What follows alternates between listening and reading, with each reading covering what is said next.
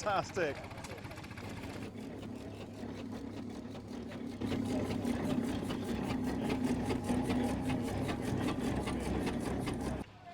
You've got some surprisingly big kit down here at Northleach.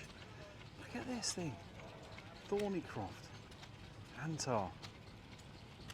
It's absolutely humongous. Presumably this would have dragged tanks along or something, would it? Incredible. What people keep, eh? My little Detroit looks like a little toy, doesn't it? You know what Mrs. Mac's moaning about? Look at that, that's a complex fifth wheel, isn't it? Wow. Look at the winch on it. That means business, doesn't it? I bet that pulls some... drags your tank back up there. You need a pair of step ladders just to get in the thing. As is traditional on Mac's machines, always a bit of additional car park footage. And I couldn't resist this lovely Citroën 2CV. And yeah, these are incredible cars because in a way, they're not great, are they? But in another way, they are great. You know, they're not very powerful, they're not very sophisticated, but they're really comfortable and they ooze character. And that's why people keep them and people love them.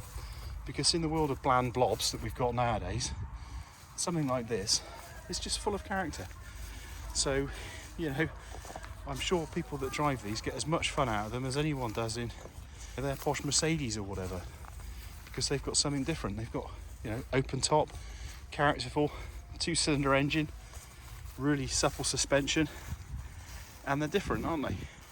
All these cars now are looking the same. I call them blob SUVs, but this one doesn't, although it's a bit eccentric. Look at the fold down glass, wouldn't that be lovely in France? Just pop that down, get that South France sunshine on you, lovely. I think what I always like about these stationary engines is the stories. This one had a pretty sad story really. It was made of course in Dursley back in the day, 1928. This is a Lister L, 6.5 horsepower. And sold to outfit in Coventry. Anyway, it fell into a terrible state of condition. It was pulled out of a hedge in 1978 in Oxfordshire. Seized solid. Obviously it's been restored and here it is running a treat like it was made yesterday, including its beautiful little Lister H2 shallow well pump. That was also seized as well, and here it is. That's the thing about these things, they can turn into lumps of rust, but there's so much metal on them. Good wire brushing, a bit of TLC, and maybe some new piston rings, and off you go. Another marvellous Stanley steam car. Now, we filmed one the other day at the Kingswood show, which is just sat over there. So, like buses, it seems, we get 2 Stanley steam cars here. Oh, look at this one. It's a bit more delicate, isn't it? It's presumably an older model, the brass era. But these were one of the fastest cars around back in the day. 0 to 60 in something like 9 or 10 seconds, I think some of them did, which is pretty quick now for most family cars. Wow, 1907 Model EX. Wow. This would have been like so exclusive, wouldn't it, back then? It's beautiful. And nicely made though as well, aren't they? Crikey, look at that seat. Owned by the Bellamy family, wow. Oh, thanks Bellamy family for bringing it here and letting us see it. It really is gorgeous. Huh. Marvellous. That really is Chitty Bang Bang style, isn't it? Lovely. God, look at this beautiful International tractor. Again, it's the quality of the restoration, the paintwork. It looks like something off a classic car or something, just flat as a pancake, isn't it, that paint? Beautiful. McCormick International B250 diesel. Lovely. Marvellous exhibition here at Northleach. Keep Off Tractor, too right. It's not a toy, is it? It's been beautifully restored. Look at that. The milk churns on the back and the milkers. Brilliant. God. What a crack. What a lovely job. Shining like a cat's eye in a bed. Beautiful. We're here at Northleach today on their sort of steam day, vintage day, looking at this lovely scale traction engine. That's absolutely marvellous how nicely they've got this ticking over. Listen to that. It's a well-oiled machine, isn't it? Mrs. B. Well, I'm sure Mrs. B appreciates this. Perhaps Mrs. M would let me buy one day. I should be so lucky. Of course, these are worth a lot of money. They might be smaller than a traction engine, but in terms of their values, they're pretty sizable. But of course, what a lot of fun they'd be. Listen to that little oil there, ticking away. Lovely. God, he's got that, or she has got that running a treat. Oh, is he? There he is. Marvellous. Oh, you've got that running a treat, sir. Yeah, yes, please. Yeah. So that's what it is. It's a Garrett 4C. And it's built by Adrian Nuttin at A&N Engineering in. Oh right. Oh okay. Oh, cough. The home of the engineer, of course. Yeah. No, I don't. You say you're doing what it wants. That's what it is. Yeah, it's beautiful. Look at the work that's gone into it. Even those handles. They all look... What you're doing, but it's an 18-month. It was a 12-month build. And we had problems with COVID, so it took 18 months. Right. And that's, we had issues with different things, but that's. I mean, marvellous to have built this in 18 months even. He just does that for a living. He sells the castings for 9 engines. Right. Okay. They're Burrells and Dodmans and other 4-inch Garrett and the 6-inch Garrett. God, what a talented man. And he sells all the castings, but he takes a commission 1 year. He builds one in the workshop as well as that, and he's now at the moment building a 9-inch Bowden steam wagon. Lovely. And that's sitting in the workshop. You got your name down for that as well, have you? No. I think I will have a divorce for that. Yeah. I see you named it Mrs. B. Very diplomatic. My wife's Mrs. B, but this is named after my late mother. Oh, okay. Right. Where I come from, the boys couldn't ever say her name, so they called her Mrs. B. And for 90 years, she was known in the village. Mrs. B. Mrs. B. So, although my wife's Mrs. B, we decided we'd name it after her. Oh, how lovely! Yeah, what a fantastic story as well. Well, it's a credit to all concerned. It's beautiful. God, what a lovely engine. That is definitely going on Max Machines. This is a 1962 Galaxy, of course, but this one's a 500 XL, extra lively. It's got a 6.4 litre V8 in it. And he said when you get a straight, it's not so good round the corners. It hasn't got the race suspension, but it just takes off. Oh, look at that. Say, those massive bonnets weren't just for show, were they, back in those days? The patina is because it's from California and it's baked in this midday sun out there for many years. And that's part of its history, isn't it? It'd be shamed, wouldn't it, to spray that, because it's sort of part of what makes it such a cool looking car. I was drawn to it. Wow. Oh, look at that. Got the rev limiter on there, 5,000 RPM. It'll be going plenty fast enough, I'm sure, with 6.4 litres in front of you. And they toned down the sort of afterburner lights and the space race by now, but it was still there, wasn't it? It was still echoes of it. That is really, really cool. I've had to put my camera in widescreen for this. It's a Volvo F88, and it's one of those lorries, I think, that was used in heavy haulage. It's built like a battleship, isn't it? Let's have a look round it.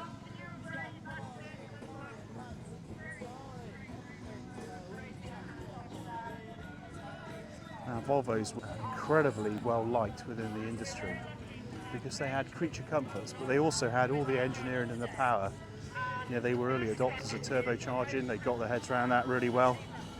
And those in the know, those hauliers, definitely moved a lot of their fleets to Volvo.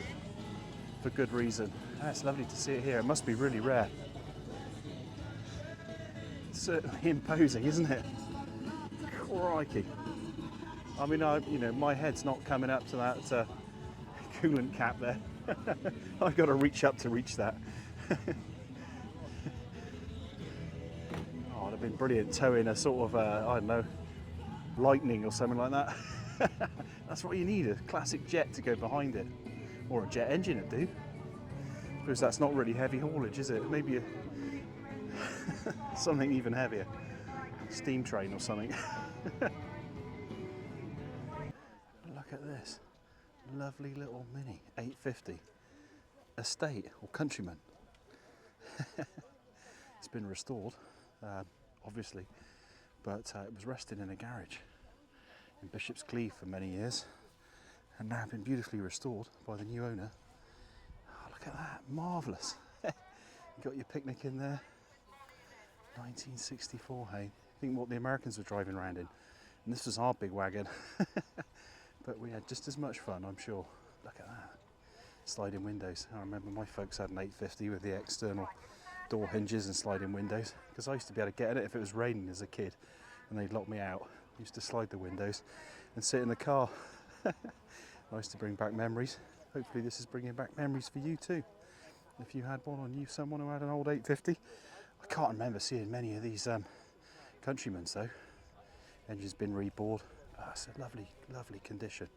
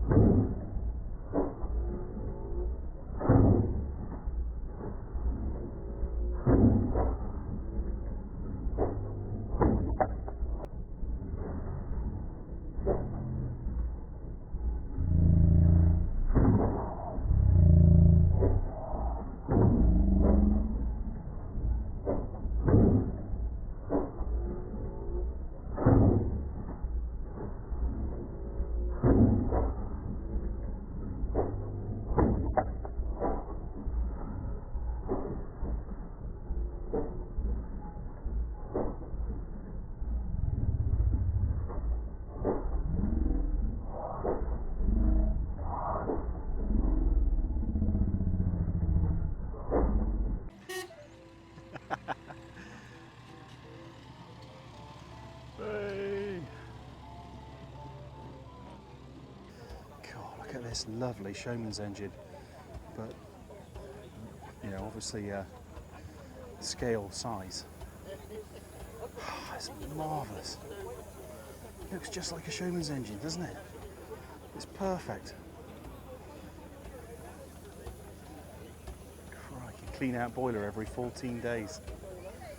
And again, ticking over a treat.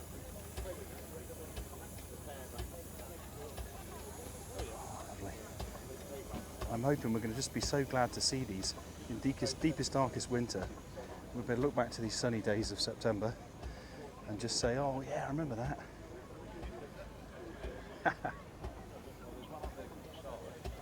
Look at the rivets.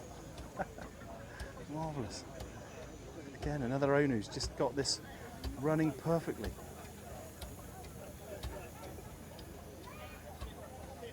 Not a care in the world. Not steam and water coming out of every fixture. I suppose you've got to be they've got to be sorted, haven't they? They've got to be safe. Steam even at this size can be really dangerous if it isn't managed properly and isn't in tickets and everything else.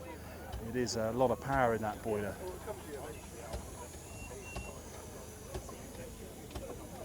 Well, I can honestly say I've never seen one of these before. This is an Opperman motor cart. And look, looks like it would be really useful, doesn't it? Perfect, you've got your milk churns on there and some sort of dangerous looking farming implement. Look at that. And you've got a single drive wheel, all-terrain tyre. You'd need it as well, wouldn't you, to get that power down when you've got that heavily loaded, but must have had really good manoeuvrability though, wouldn't it? You could turn that right the way around, I suspect. Oh, I'd love to see one of these going. I hope there is one on YouTube. I'm sure there is. The vastness of YouTube. Someone's bound to be driving one of these around. Maybe it'll go around the road later. I hope so. Must have got here, mustn't it? What a thing to have kept. Brilliant. Opperman motor cart. Crikey. Marvellous.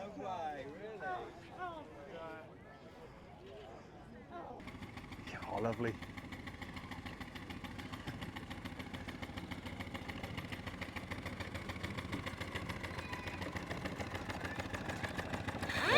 Hey!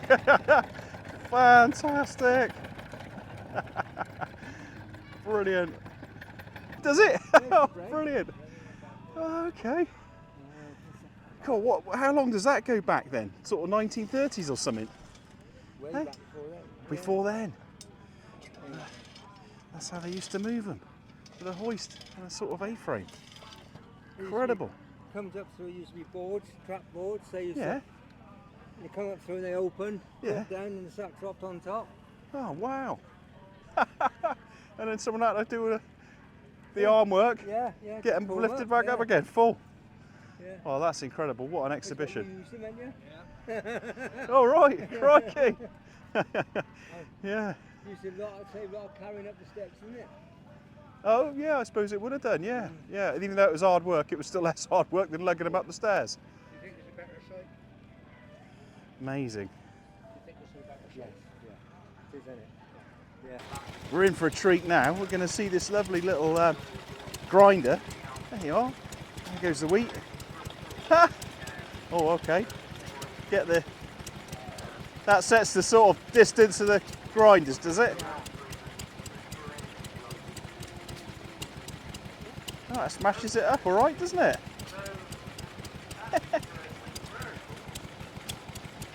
Oh, fantastic. There's quite a bit of mechanical advantage there, isn't there? There is, yeah. It's an hand one. Oh, okay, it's been converted, has it? Yeah, you just put a hand on there and run it off of there, but it's an hand one. Wow, cool. Yeah. So that would have been a hand winding one. Brilliant. Somebody stood there all day long. Yeah, what a job, eh? Yeah. Yeah, but they were pleased when the stationary engine came along. And what is the stationary engine that's powering it?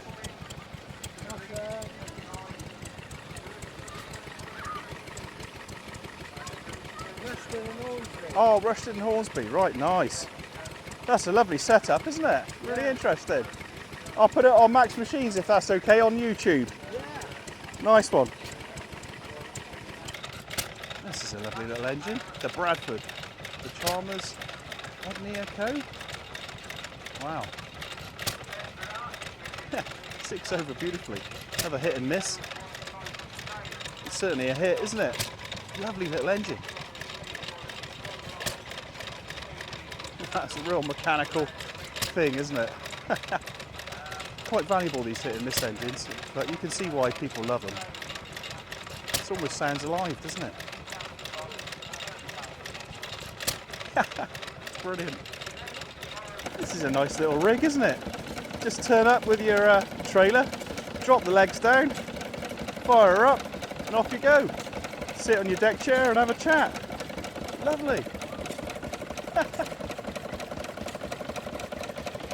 Lots of innovative displays here at Northleach.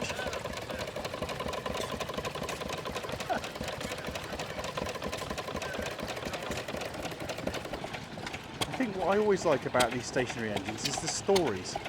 This one had a pretty sad story, really. It was made, of course, in Dursley back in the day, 1928. This is a Lister L, 6.5 horsepower. And sold to an outfit in Coventry. Anyway, it fell into a terrible state of condition. It was pulled out of a hedge in 1978 in Oxfordshire, seized solid, and obviously it's been restored, and here it is running a treat like it was made yesterday, including its beautiful little Lister H2 shallow well fuel pump. And yeah, that was also seized as well, and here it is. That's the thing about these things, they can turn into lumps of rust, but there's so much metal on them. Good wire brushing and a bit of TLC, and maybe some new piston rings, and off you go.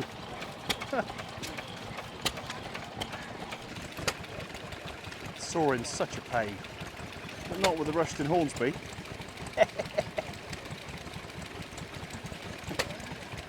Fantastic. Little mini sawing through metal is such a pain, isn't it? Not with this Rushton Hornsby. This beautiful Crossley engine is from 1908, 2.5 horsepower, and it's silky smooth.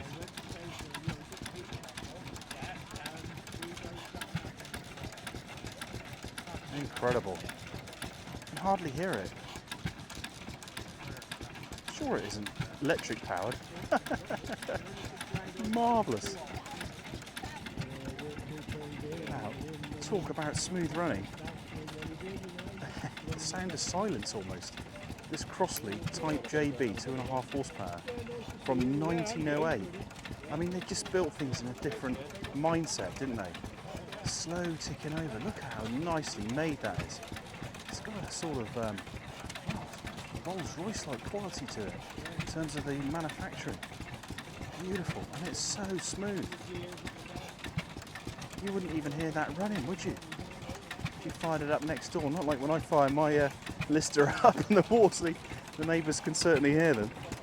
This is almost electric. It's beautiful. Well, Len, we love your engine. It's fantastic. Open crank too. That added danger just adds a bit of a joy to it. Victorian risk assessment. This is risky. Yeah, excellent. Nice Lister D here. 1.5 horsepower at 700 RPM. That's how they last, isn't it? Generating some useful power. Oh, look at that. Some great exhibitions at the Northleach show. Everyone's made a real effort with setting things out. Really nice. Cool. I really don't have to worry about the lighting on this video shot because this 2.5 kilowatt generator, powered by a lovely little Stuart Turner engine, a P55 from the 1940s. However, the design goes back a lot older than that. In fact, considerably older. I think they started producing these in the 20s, 1936. So, yeah, really cool. Uses a 50-to-1 petrol fuel mix, and it produces 6 horsepower at 1500 RPM. And it was one of the bigger engines by Stuart Turner. But yeah, it's a really nice display. There's some great displays here at Northleach. I will go and have a look at some of the other steam stuff, but you know, can't resist the stationary engines. And this unusual Stuart Turner one, I've never seen one like that before. So thanks for bringing it along, whoever you are. Hasn't got the owner's name. Oh, Philip. Thanks, Philip. Nice one. Now this is a lovely little engine with an interesting story. It's a JAP 2A, JA press switch, of course, from 1942, 98cc 4-stroke petrol, and it was used to provide power for testing radio gear in World War II and for charging up those AC packs that started planes. So, yeah, lovely little history to this cracking little engine. Quite high RPM, but then, you know, different horses for different courses. It's really small and mobile, isn't it? Cracking. I wonder what the power output is.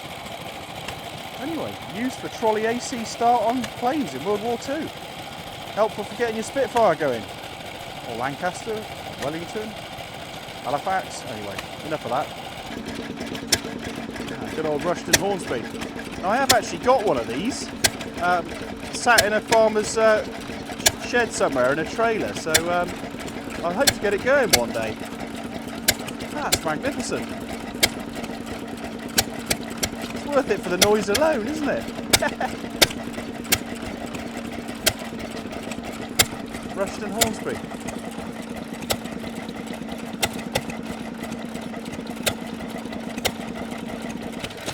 Have a look at this, Associated Manufacturers Code. Normally sort of hit and miss edges, but look, it's open crank.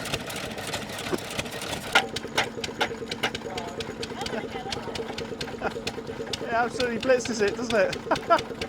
Is that particularly sharp, or it just... No, it just uses the power, okay. Brilliant. Yeah, fair play.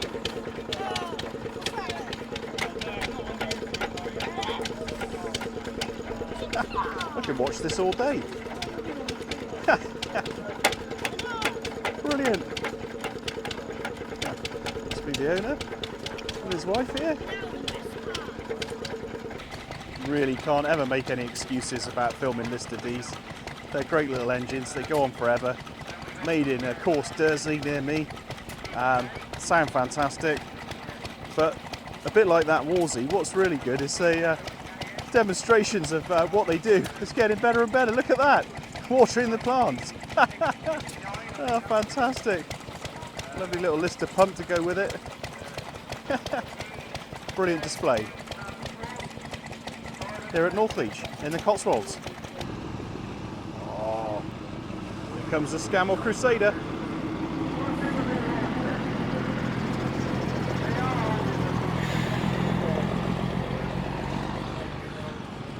Here comes the Volvo F88.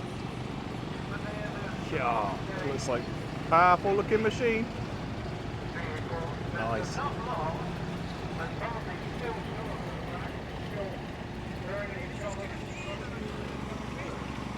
Here comes FWD. Oh, look at that beast.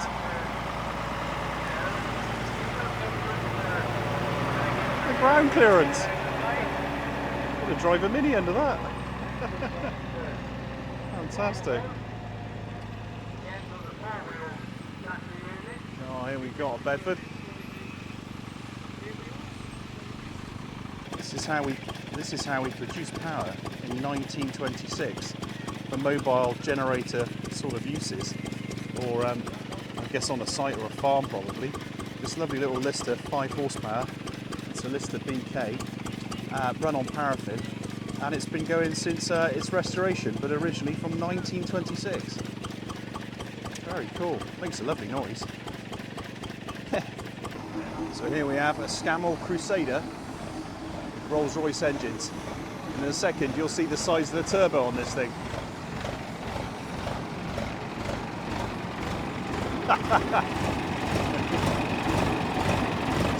Pretty big.